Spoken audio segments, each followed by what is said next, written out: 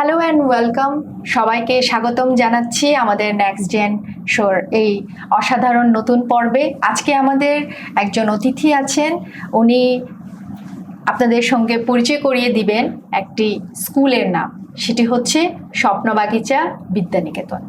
স্বপ্নবাগিচা বিদ্যানিকেতন আসলে কি?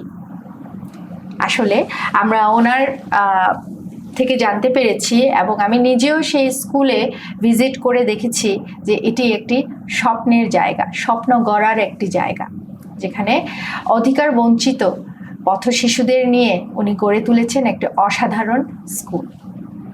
আজকে আমাদের সেই স্বপ্নদ্রষ্টা মহান ব্যক্তি এই অনুষ্ঠানে উপস্থিত আছেন।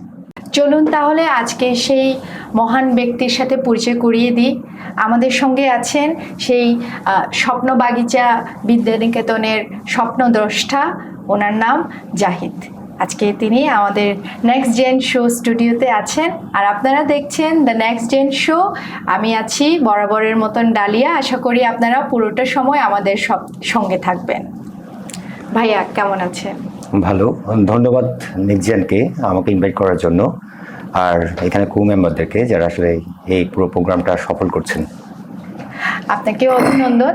এবং আমরা আপনার যে স্কুলের কার্যক্রম দেখে সত্যি অনেক অনেক কি বলবো, মুগ্ধ এবং আনন্দিত যে এমন মানুষও আছে আমাদের সমাজে যারা বা যিনি কাজ করে যাচ্ছেন অধিকার বঞ্চিত শিশুদের জন্য, এবং সেই সকল শিশুদের আপনি দায়িত্ব নিয়ে যে কাজটা করছেন, শুরুর গল্পটা যদি আমাদেরকে একটু বলেন। স্বপ্নবাগিচা বিদ্যানিকেতন এই নামটা কিভাবে আপনার চিন্তায় আসলো এবং কিভাবে স্কুলটা শুরু হলো? গল্পটার যদি শুরু করি তাহলে নামটার গল্পটাও চলে আসবে। শুরুটা আসলে সব কিছু শুরু থাকে। শুরুটা হচ্ছে আমার শৈশব। আমার শৈশবে আমি আমার পাশে যারা দরিদ্র মানুষগুলো ছিল তাদের জীবন আমি আসলে খুব কাছ থেকে, আমার বন্ধুদের জীবন আমি খুব কাছ থেকে দেখেছি। কীভাবে একটা স্কুল সারা বছরটা স্কুল চালিয়ে যাওয়া যায়, বা পড়ালেখার টাকার অভাবে কীভাবে স্কুলটাকে ড্রপ আউট হয়ে যায়। তো আসলে ওদের সাথে মিশতে ওদের মানে ওই লো ইনকাম গ্রুপের সাথে মিশতে আমার একটা স্বপ্নই ছিল যে আমি আসলে বড় হলে ওদের জন্য কিছু একটা করব। তো এর মধ্যে আমি যখন ইন্টার পাস করি, অনার্সে যখন আমি ভর্তি হই, তখন আমার হাতে একটা বই এসে পৌঁছালো। সেটা হচ্ছে তত্ত্বচান। এটা জাপানি একজন রাইটারের লেখা বই, তস্যুকো কুরুয়া নাকি, যেটা বাংলায় অনুবাদ করেছিলেন মৌসুমী ভৌমিক। ওই বইটা একটা স্কুল নিয়ে। স্কুলটা এত চমৎকার ছিল, এত চমৎকার একটা স্কুল গল্প এখানে বলা হয়েছে। আমি আসলে ডিসাইড করি যে আমরা একটা স্কুলই করব, একটা স্কুল করব যে স্কুলটাতে আসলে এই বাচ্চাগুলো পড়াশোনা করবে যারা আসলে পড়াশোনা করার সুযোগটা পায় না। তো ওভাবে চলতে 2016-এর দিকে আমি একটা টিম করি, যে টিমটা আসলে আমি আসলে সবাইকে পিচ করি যে আমরা এরকম একটা ড্রিমের দিকে যেতে পারি, যে আমরা এইসব বাচ্চাদের জন্য একটা স্কুল করতে পারি। তো আমরা তখন, আমাদের কোনো অফিস ছিল না, আমরা বন্ধুরা আড্ডা দিতাম। স্টেডিয়াম, আমাদের চট্টগ্রামে একটা স্টেডিয়াম আছে, আইম্যাজ স্টেডিয়াম, ওটার ফ্লাশ লাইটের নিচে বসে আমরা আড্ডা দিতাম। তো আড্ডাতে আমরা স্বপ্ন বুনতাম যে কিভাবে আমরা স্কুলটা করব, কিভাবে করলে সবচেয়ে সুন্দর হয়, স্কুলে কি থাকবে, কি করলে বাচ্চারা অনেক বেশি আনন্দ পাবে। তো ওই জায়গা থেকে এই নামটা আসলে আসা, যেহেতু স্বপ্ন দেখা শুরু করেছে, স্বপ্নের একটা বাগান তৈরি করার আমাদের স্বপ্ন ছিল। তো ওই স্বপ্নবাগিচার নামটা এখান থেকে উৎপত্তি। আর আমি তো না, স্বপ্নবাগিচা শুধু আমার একার গল্প না, স্বপ্নবাগিচা আমার মতো অনেক তরুণের স্বপ্ন, আমার বন্ধুদের স্বপ্ন, আমাদের স্বপ্ন। এটা কোনো একার ব্যক্তির স্বপ্ন এখন আর নেই। এই আজকের শিশু আগামী দিনের ভবিষ্যৎ। আমরা যখন বের হয়ে ঘর থেকে, যখন দেখি অধিকার বঞ্চিত বাচ্চাদেরকে এবং ফুল বিক্রি করছে, ওরা খাবার বিক্রি করছে, ওদের কথা চিন্তা হয় যে ওদের শেষ গন্তব্য কি হবে, ওরা কি স্বপ্ন দেখে, এবং ওদেরকে নিয়ে যে আপনার চিন্তাটা আসলো, ওদেরকে নিয়ে আপনি যাত্রা করবেন, আপনার জীবনের যে যাত্রাটা। এখন ওদের কে যেভাবে আপনি গড়ে তুলছেন, মানুষ করছেন নানা রকম শিক্ষা দীক্ষা দিয়ে, ওদের মধ্যে কি ইমপ্রুভমেন্ট আপনি দেখতে পাচ্ছেন এর মধ্যে? প্রথম হচ্ছে যে যে এইম কি, যারা আসলে এইসব শ্রমের সাথে যুক্ত বা ভিক্ষাবৃত্তির সাথে যুক্ত। একটা মানুষের জীবনে তো ধরেন একটা গোল থাকা লাগে, শুধু বেঁচে থাকা তো কারো গোল হতে পারে না। কিন্তু আমাদের সোসাইটির ম্যাক্সিমাম মানুষের গোল করে রাখা হয়েছে, লক্ষ্য হচ্ছে বেঁচে থাকা, শুধু দুবেলা খাবে, দুবেলা খেতে পারলেই তাদের কাছে জীবনের সফলতা, অন্য কিছু তাদের কাছে বিলাসিতা। তো সমাজের ওই শিশুগুলোর অবস্থানও তাই। শিক্ষা অনেক দূরের ব্যাপার, যাদের কাছে দুবেলার আহারের জোগাড়টাই অনেক বেশি ডিফিকাল্ট। এখন সপ্তমাগিচা বলেছিলাম যে প্রথমে একটা মানবিক জায়গা থেকে শুরু হলেও আসলে এটা এখন আর কোনো মানবিক জায়গায় নেই। আমরা তিনটা বিষয়কেই সপ্তমাগিচার মূল জায়গা থেকে, মানে যে কনসেপ্ট থেকে সপ্তমাগিচা তৈরি হওয়া, সে তিনটা বিষয়ের প্রথম একটা বিষয় হচ্ছে এই দারিদ্র জনগোষ্ঠী। আপনি দেখবেন যে আমাদের শেষ যে ইউনিসেফ যে রিপোর্ট বা বিবিএস এর, বাংলাদেশ ব্যুরো অফ স্ট্যাটিস্টিক্স, সেখানে ওয়ার্কিং চিলড্রেনের সংখ্যা হচ্ছে 35,40,000, এবং যেটাকে আমরা চাইল্ড লেবার বলি সেই সংখ্যাটা বলতে পারেন 20 লক্ষ। আর ডেঞ্জারাস কাজ, মানে যে ভয়াবহ, যেগুলি শিশু জন্য ক্ষতিকর, লেদার ফ্যাক্টরি, তারপর আপনার এই গার্মেন্টস ফ্যাক্টরি কিংবা ল্যাব মেশিন বা অটোমোবাইল কোম্পানি, এগুলোতে কাজ করছে 10 লক্ষের অধিকও শেষে। তারপরে আপনি ডোমেস্টিক ওয়ার্কার দেখেন, চাইল্ড ডোমেস্টিক ওয়ার্কার, এই পরিসংখ্যানটা আরও ভয়াবহ কেন? এই পরিসংখ্যাটা হচ্ছে, আপনি যদি ইউনিসেফেরটা দেখেন ওরা বলছে 4 লাখ, কিন্তু আমাদের ন্যাশনাল সার্ভে রিপোর্ট যেটা 2022, সেখানে বলছে যে আমাদের দেশে প্রায় 29 লক্ষ শিশু গৃহকর্মী হিসেবে কাজ করছে, এবং যাদের 96% কোনো মাসিক ভাতা বা বেতন পায় না। এখন তাদের বাবা মা তাদেরকে কেন এই সব কাজে পাঠাচ্ছেন? শুধু দুবেলা খাবারের জন্য একটা শিশুকে 10 থেকে 15 ঘন্টা কাজ করতে হচ্ছে একটা বাসায়। এবং আপনি ডেইলি স্টারের নিউজ দেখেন recently, 60% child abuse by the home owner. 60%,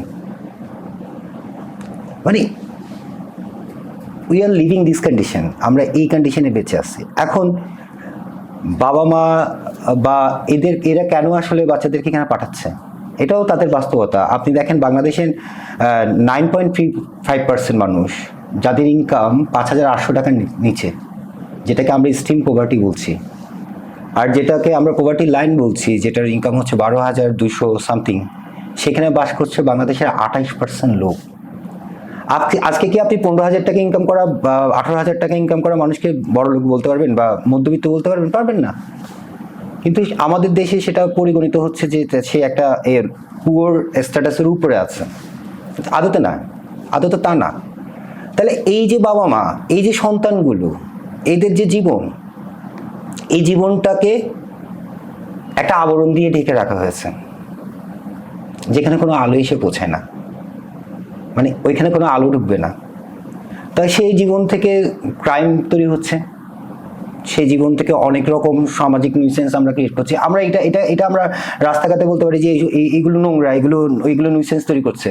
কিন্তু এই নিউসেন্স তৈরি করার পেছনে যে আমরা সকলেই দায়ী, সেই দায়টা কিন্তু আমরা কেউ নিচ্ছি না। এটা হচ্ছে প্রথম কারণ, যে একটা রে, ওই আবরণ ভেদ করে একটা রে যাতে, হোপের রে যাতে ওই আলোকে পৌঁছাতে পারে, ওই লোকালয়ে পৌঁছাতে পারে, সেটা খুব ক্ষুদ্র, খুব সামান্য। আসলে 35 লক্ষ শিশুর সামনে 180 সংখ্যাটা মানে কোনো সংখ্যাই না, কিন্তু আমরা মনে করি যে এটা একটা রে, যে রেটা হয়তো বা ওইখানে যাবে, ওই রেটা তাদেরকে আশা দিবে, একটা ড্রিম দিবে, তাদের বাবা মাও স্বপ্ন দেখবে আমার বাচ্চাটাও 10 জন বাচ্চার মতো স্কুলে যাবে, একটা ভালো মানুষ হয়ে সমাজে বসবাস করবে। এই যে চিন্তাটা করতে পারে, একটা স্বপ্ন দেখানো, সপ্তমাগিচার কাছে ওই স্বপ্ন দেখানোটা, এটা হচ্ছে আমাদের ফার্স্ট বেসমেন্ট। সেকেন্ড বেসমেন্টটা আমরা যেটা বলি যে আমাদের যে পড়ালেখার যে সিস্টেমটা, দেখেন আমাদের পড়ালেখার যদি আমরা দীর্ঘ সময় আমরা নিজেরাও এই বিভিন্ন একাডেমিক পড়াশোনার মধ্যে শেষ করে এখানে এসেছে, কিন্তু আমি একদম হলফ করে বলতে পারি বাংলাদেশের একাডেমিক সিস্টেম কোনোটাই আসলে জীবনমুখী শিক্ষা না এতদিন পর্যন্ত, যতগুলি ইমপ্লিমেন্টেশনে গিয়েছে। বিকজ এখানে কোনো গবেষণা নাই, আপনি কোনো সার্ভে করেন না, আপনার এডুকেশন সিস্টেম কেমন হওয়া উচিত, আপনার কোনো গবেষণা আপনার প্রয়োজন হয় না, আপনি যে কোনো সময় একটা শিক্ষানীতি প্রণয়ন করে দিতে পারেন, এবং টিচার্স ট্রেনিং এর আপনার কোনো ব্যবস্থা নাই। জি ভাইয়া, আমরা ওই হ্যাঁ, please। প্রশ্নেই আসবো, কিন্তু আমাদের যেহেতু স্বপ্ন বাগিচা নিয়ে স্বপ্ন বাগিচা বিদ্যানিকেতন নিয়ে আমাদের জানার খুবই খুবই আগ্রহ। সেই সেই স্বপ্ন বাগিচা বিদ্যানিকেতনের শিশু যে ছাত্রীরা আছে, ওদের জীবনে কতটুকু পরিবর্তন হয়েছে আপনার দৃষ্টিতে, সেই প্রশ্নে আসি আগে। পরিবর্তন শব্দটা আসলে অনেক বিশাল বিষয়। পরিবর্তন প্রতিদিন, প্রতিনিয়ত, প্রতিক্ষণে কিছু না কিছু পরিবর্তন হচ্ছে। স্বপ্নবাগিচার পরিবর্তন যদি আমরা বলি যে আগে আমরা 25 জন বাচ্চা, 30 জন বাচ্চা নিয়ে শুরু করেছিলাম, এখন 180 জন বাচ্চা স্বপ্নবাগিচার মধ্যে আছে। 180 জন বাচ্চার অভিভাবকরা স্বপ্ন দেখছে যে অন্য 10টা মানুষের মতো তাদের ছেলেমেয়েরা মানুষের মতো মানুষ হয়ে ওঠে। এটা একটা বিষয়, এটা একটা পরিবর্তন। তারপর হচ্ছে যে ধরেন আগে বাবা মারা মানে রিলাক্টেন্ট ছিল যে বাচ্চাদের আসলে স্কুলে পাঠানো, এটা কেমন একটা কাজে পাঠালে হয়। সেই সংখ্যাটা কমছে ক্রমান্বয়ে, ড্রপ আউটটা ক্রমান্বয়ে কমছে। হ্যাঁ, ড্রপ আউটটা ক্রমান্বয়ে কমছে স্বপ্নবাগিচায়। তো ওই জিনিসগুলো তৈরি হচ্ছে। তারপর হচ্ছে আরেকটা বিষয়, যেটা ধরেন বাচ্চাদের বিহেভিয়ারের মধ্যে একটা ভালো চেঞ্জ আসছে। যেমন বাচ্চারা ধরেন যারা মানে খুঁজে খায় বা ভিক্ষাবৃত্তির সাথে যুক্ত ছিল, তাদের মধ্যে এখন একটা আত্মসম্মান বোধ বিল্ড আপ করছে। বাচ্চারা যখন আমরা কিছু কোলাবোরেট প্রোগ্রাম রাখি অন্যান্য প্রাইভেট স্কুলের মধ্যে, যেমন সাইডারের সাথে রিসেন্টলি আমরা একটা কোলাবোরেট প্রোগ্রাম করেছি। তো সাইডারের বাচ্চারা আমাদের বাচ্চাদের মধ্যে বিশাল ডিফারেন্স, কিন্তু ওইখানে যাওয়া, ওইখানে বাচ্চাদের সাথে মেশা, ওগুলো ওদের মধ্যে একটা ড্রিমিং তৈরি করে সামডে মানে আমরা এখানে এইরকম একটা জায়গায় এসে পৌঁছাবো। তো ওই বাচ্চাগুলো, যেমন আপনি ভিজিট করেছেন রিসেন্টলি স্বপ্নবাগিচা, আপনি শুনেছেন বাচ্চাদের স্বপ্ন আছে, ডাক্তার হওয়ার স্বপ্ন আছে, পুলিশ হওয়ার স্বপ্ন আছে, ইঞ্জিনিয়ার হওয়ার স্বপ্ন আছে। তো এটাই স্বপ্নবাগিচার আসলে অ্যাচিভমেন্ট। আর ওই যে পুরো কমিউনিটি একটা স্বপ্ন দেখছে একটা স্কুলকে ঘিরে, মানে এটা তাদের জীবনে কিছু একটা আবিষ্কারক হিসেবে দাঁড়াবে তাদের সন্তানদের জন্য। এটাই স্বপ্নবাগিচার আসলে মানে আমি বলবো সফলতার জায়গা আর কি, সার্থকতার জায়গা। আমরা যেটা দেখেছি স্বপ্নবাগিচার বাচ্চাদের ভিতরে প্রচুর কনফিডেন্স গ্রো করেছে ওদের মধ্যে। এটা তো ডে বাই ডে অ্যাক্টিভিটিসের ব্যাপার। ওদেরকে কি পড়াশোনার পাশাপাশি আপনারা শেখান?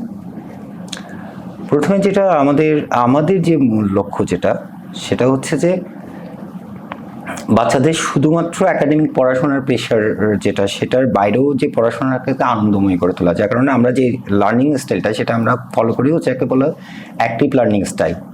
সেটা হচ্ছে শিক্ষা আসলে তার জীবনমুখী হবে। যেমন ধরেন আপনি কাউন্টিং করছেন, আমরা যোগ বিয়োগ গুণ ভাগের অঙ্ক করি না, এই অঙ্কগুলো কিন্তু আমাদের বইয়ে আছে যে তুমি এত টাকা নিয়ে বাজারে গেলে, এত টাকা খরচ করলে, এত টাকা তোমাদেরকে রিটার্ন করলো। এটা প্র্যাকটিক্যালি সে প্রতিদিন করছে এই বাচ্চাগুলো। আমরা শুধু ওই জীবনের সাথে ওই ম্যাথটাকে তাকে রিলেট করে দিই যে এটাই তো তুমি করছো, এটাই ম্যাথ। ওরা কত ক্লাস পর্যন্ত ফ্রি পড়তে পারবে? আচ্ছা, আমাদের স্কুলটা হচ্ছে প্রাইমারি পর্যন্ত, ক্লাস 5 পর্যন্ত। তবে আমরা তাদেরকে এডুকেশন স্পন্সর করব ইন্টার পর্যন্ত। এবার তারা যে স্কুলে ভর্তি হোক, মানে এখন অলরেডি 19 জন বাচ্চা ক্লাস 6-7 পড়ছে, তাদের এডুকেশনাল সমস্ত খরচ ওরা বিভিন্ন নানা রকম স্কুলে পড়ছে। হ্যাঁ, ওই আশেপাশে হাই স্কুলগুলোতে তারা পড়ছে, বা কলেজে পড়লে তখনও খরচটা স্বপ্নবাগিচা বিয়ার করবে। যেটা বললেন যে ড্রপ আউট করছে না, ড্রপ আউট কম হচ্ছে। হ্যাঁ, যারা আগে ড্রপ আউট করেছিল ওদের সংখ্যা কত, এবং ওদের কোনো খোঁজ আপনারা রাখেন বা নিচ্ছেন? ড্রপ আউট অনেকগুলো সময় অনেকগুলো ইনসিডেন্টের কারণে মেসিভ ড্রপ আউট হয়। যেমন এমনি রেগুলার কিছু ড্রপ আউট থাকে, যেমন সেটা হচ্ছে যে পারিবারিক আর্থিক অসচ্ছলতা এমন জায়গায় পৌঁছে গেছে বাচ্চাকে কাজে দিতে হবে, এটা ছাড়া কোনো উপায় নেই। আমি একটা গল্প বলি।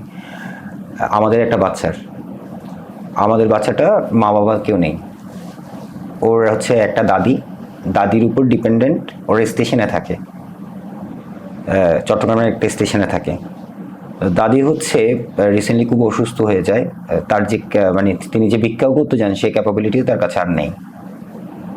বাচ্চাটা স্টার্ভিং করছে, মানে অনেকদিন ধরে ক্ষুধার্ত, মামার বাসায়, এর বাসায়, ওর বাসায় গিয়ে কোনো রকম করছে। হ্যাঁ, তো ওই সময় ধরেন ও যখন এখন ক্লাস 6-এ পড়ছে, আমাদের এখানে কিছু লোকাল গার্মেন্টস আছে, ওই বাচ্চাগুলোকে নেয়, 6 থেকে 7 হাজার টাকা বেতন দেয়। ওই ছাড়া তার উপায় কি আছে? আমি তাদেরকে কি বলবো? মানে মানে তাদের বেঁচে থাকার জন্য এই বাচ্চাটাকে ওয়ার্কে যেতে হবে। আমরা যেহেতু ফিনান্সিয়ালি ওই পরিবারের দায়িত্ব নিতে পারবো না, হ্যাঁ, অথবা আমাকে অপেক্ষা করতে হবে যে বাচ্চাটাকে পুরোটা সেপারেট করে আমি বাচ্চাটাকে কোনো একটা আবাসিকে রেখে তারপর এখানে পড়াশোনা করানো, হ্যাঁ, সেটা আমরা করতে পারি। কিন্তু দাদির কি হবে? মানে এই ড্রপ আউটগুলো আসলে আপনি কাউন্সিল করবেন এমন একটা জায়গায়, কিন্তু কাউন্সিলেরও পসিবিলিটি নাই। বাবা ছেড়ে চলে গেছে, 3 বাচ্চাকে রেখে মা সহ রেখেছে। বড় বোন কি করবে? যার বয়স 14 বছর, মা গৃহকর্মী, ওই বাচ্চাটাকেই পরিবারের হাল ধরতে হচ্ছে। এটা হচ্ছে ড্রপ আউটের অকেশন। আর মেসিভ ড্রপ আউট বলেছিলাম যেমন করোনার সময় মাইগ্রেশন হয়েছে, কাজ ছিল না, অনেক অনেক অনেক ওইখান থেকে মাইগ্রেট করে তাদের বাড়ির দিকে চলে গেছে। ওই সময় একটা ড্রপ আউটের সংখ্যা ছিল, খাওয়ার দাওয়া ছিল না, কিছু ছিল না। তো ওই সময় একটা মেসিভ ড্রপ আউট ছিল, আর স্কুলও বন্ধ ছিল অনেকদিন। এটা একটা কারণ। তবে রেগুলার ড্রপ আউট হচ্ছে এরকম, যেটা আসলে খুবই না হলেই ড্রপ আউট হয় না। আচ্ছা ভাইয়া, স্বপ্ন বাগিচা বিদ্যানিকেতনের বাচ্চারা কি কি সুবিধা পাচ্ছে এখন বিদ্যালয় থেকে? স্বপ্ন বাগিচা বিদ্যানিকেতনের আমাদের যে সন্তানরা আছে, আমরা তাদেরকে আসলে ছাত্র কম আমাদের বাচ্চাই ভাবি। আর আমাদের যারা এখানে আমাদের বন্ধুরা বা আমরা যারা স্কুলটা করেছি, তাদের কাছে আসলে তাদের পারিবারিক যেমন জীবন যত ইম্পর্টেন্ট, এই স্বপ্নটা তার সমপর্যায়ে ইম্পর্টেন্ট বা তার চেয়ে বেশি, কারো কাছে তার চেয়ে বেশি বলে হ্যাঁ, এরকম এমনটাই। তারা তাদের অনেক কিছু ছেড়ে দিয়ে এই স্বপ্নটাকে বাঁচিয়ে রাখতে পারবে, এই কনফিডেন্স আমাদের এই টিমের কাছে আছে। সেটা সৌরভ বলেন, সেটা কয়েকজনের নাম না বললে নয়, উর্মি, শিউলি ম্যাম, রঞ্জন স্যার, অভি, অনেকে, প্রান্ত, অনেকে, বিশাল একটা টিম যারা এই কাজটা করছে, যারা আসলে নিজের স্বপ্নকে বলতে পারেন সমস্ত বিলি দিয়ে এই কন্ডিশনে এই বাচ্চাগুলোর পেছনে তারা সময়টা দিচ্ছে বা এখানে। আর সুবিধা বলতে হচ্ছে যে এডুকেশনটাও সম্পূর্ণ ফ্রি, এডুকেশন ম্যাটেরিয়াল যা লাগে তাও এই স্কুল থেকে প্রোভাইড করা হয়। তারপর হচ্ছে আপনার যখন কোনো বাচ্চা অসুস্থ হয়ে যায়, তার যে ডায়াগনোসিসটা এবং ট্রিটমেন্টটা স্বপ্ন বাগিচা থেকে প্রোভাইড করা হয়। আর সাথে হচ্ছে যে কোনো একটা ধরনের প্যান্ডেমিক সিচুয়েশন বা কোনো একটা সময়ে এই পারিবারিক আর্থিক অনটন, খাওয়া দাওয়া করতে পারছে না, সেই সময় আমরা কিছু রেশনিংয়ের ব্যবস্থা করি। এই 3টা ভাবে আমরা আসলে স্কুলে সহযোগিতা করি আর কি। আচ্ছা, আপনারা কি কোনোদিন ভেবেছেন যে ওদেরকে ফুড প্রোভাইড করবেন অ্যাটলিস্ট যখন ওরা ক্লাস করতে আসবে? এটা একটা মর্মান্তিক গল্পটা হচ্ছে যখন আমি প্রথম দিকে স্বপ্নবাগিচায় 2019-এ যেতাম, 25 জন বাচ্চা এরকম একটা কার্পেটে বসে পড়াশোনা করতো, একটা বেড়ার ঘরে এরকম একটা কার্পেটে বসে পড়াশোনা করতো। আফটার হোয়াইল ধরেন ঘন্টাখানিক পরে বাচ্চাগুলো দেখে যে এনার্জিলেস। সকালে জিজ্ঞেস করা হয়েছে মা গার্মেন্টসে গিয়েছে, বাবা নাই, গৃহকর্মী, এই সেই, বাসায় রান্না হয়নি, সব বাচ্চা টায়ার্ড।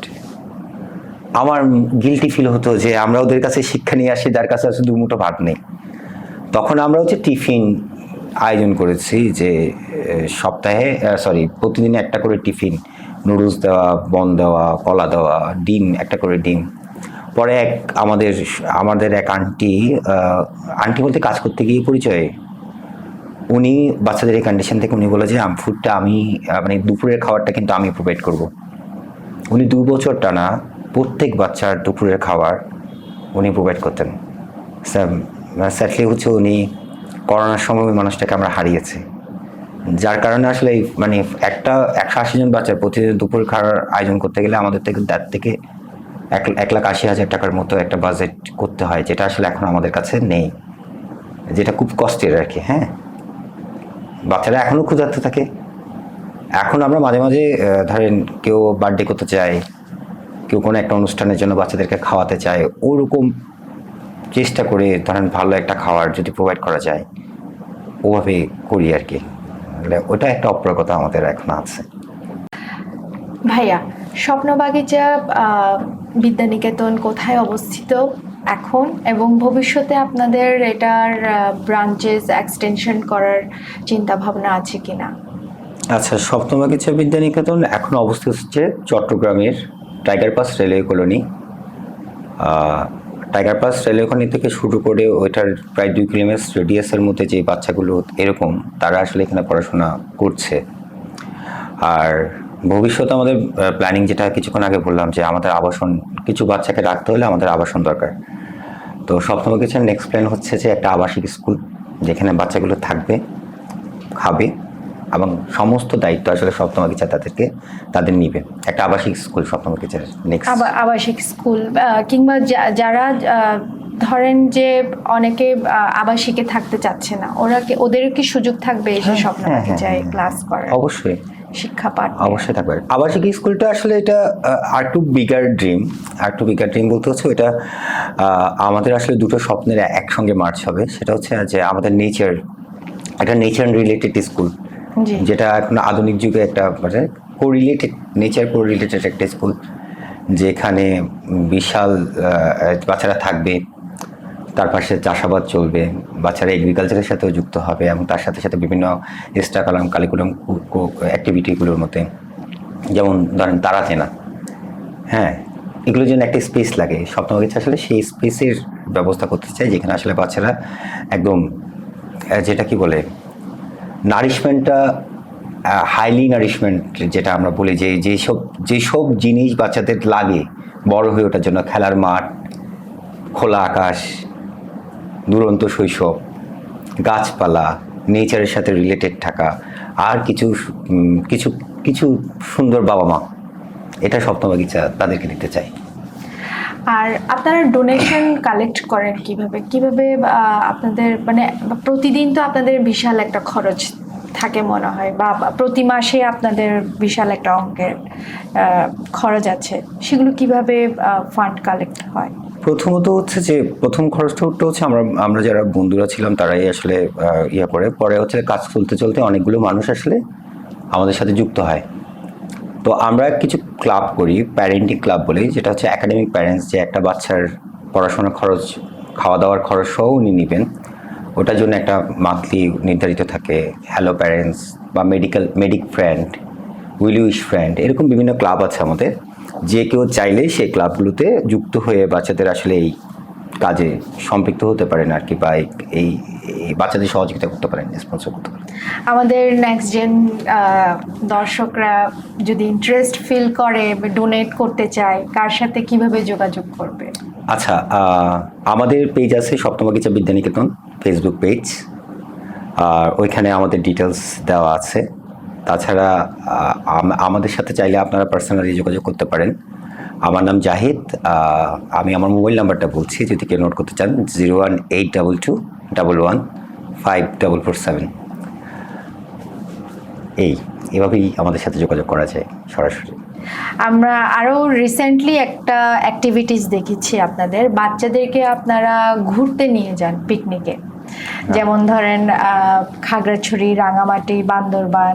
তো এটার কি উদ্দেশ্য, এবং ওরা যখন ওখানে ঘুরতে গেল ওদের মধ্যে কি ফিলিং কাজ করছিল, অনুভূতি কি ছিল? আচ্ছা, ওটা ছিল আমাদের একটা নেচার ক্যাম্প। আমরা প্রায় 28 জন বাচ্চা, 28 থেকে 30 জনের বাচ্চার, পুরো সবাইকে নিয়ে যাইনি, 30 জন বাচ্চার একটা সেট, একটা 3 দিনের ক্যাম্পিং আমরা নেচারের সাথে করি। এটার উদ্দেশ্য ছিল যে আমরা যত ছোট দেখি আমরা তত ছোট হই, আমরা যত ছোট ভাবি তত ছোট হই, এবং যত ছোট শুনি তত ছোট হই। তো আমাদের দেখার দৃষ্টিটা একটু বড় করা।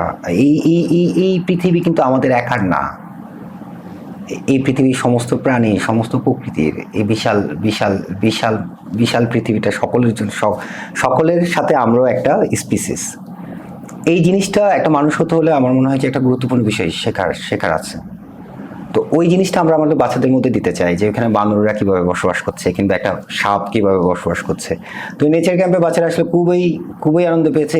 এটার পরে যেটা আমরা দেখেছি যে বাচ্চাদের মধ্যে ফুল ছেঁড়ার, অকারণে পাতা ছেঁড়া বা গাছ রোপণ করার একটা টেন্ডেন্সি আমাদের বাচ্চাদের মধ্যে গ্রো হয়েছে, এবং এই ছোট বয়সে এত সুন্দর চিন্তা করতে পারছে। আশা করি যে ওরা বড় হলে আসলে একটা গিফটেড পিপল হবে। আসলে চমৎকার এটা। আমি আপনাকে প্রথমেই বলেছিলাম যে ওই স্বপ্নবাগিচা হচ্ছে যে একটা ছিদ্র, পুরো সোসাইটি যেখানে আবরণ দিতে চায় সে একটা ফুটো করে দিয়েছে যে যেখান থেকে আলো আসে। তবে রবীন্দ্রনাথের একটা কথা মনে পড়ছে, যে একটা কবিতার লাইন, যে অন্ধকারের উৎস হতে উৎসারিত আলো, সেই তো আমার আলো।